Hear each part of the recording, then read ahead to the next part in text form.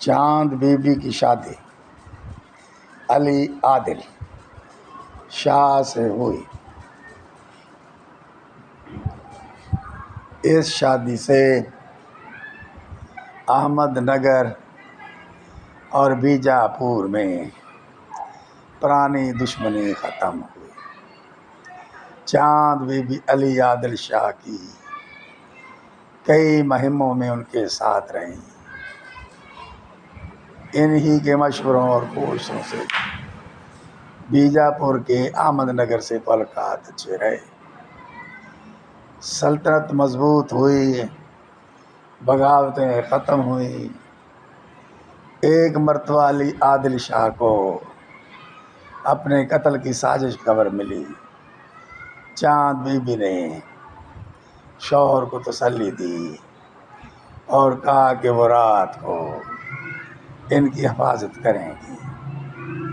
ایک رات اچانک بالا خانے پر کسی کے کودنے کی آواز آئی۔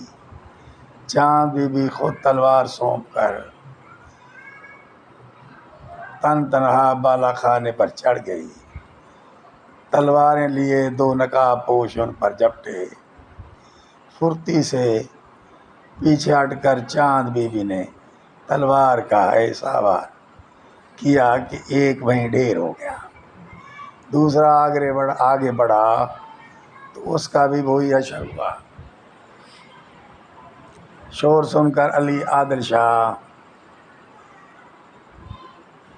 اٹھے اور بھاگتے ہوئے اوپر آئے۔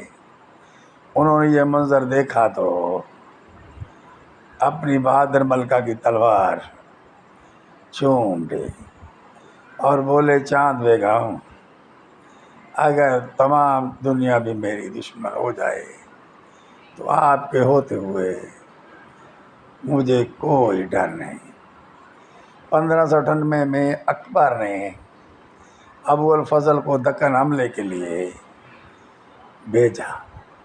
مشکلات میں گھری چاند بی بی نے ابو الفضل سے معاہدہ کیا تو ان کے اپنے سپاہ نے یہ سمجھ کر کہ ان سے غداری کی اسے قتل کر دیا۔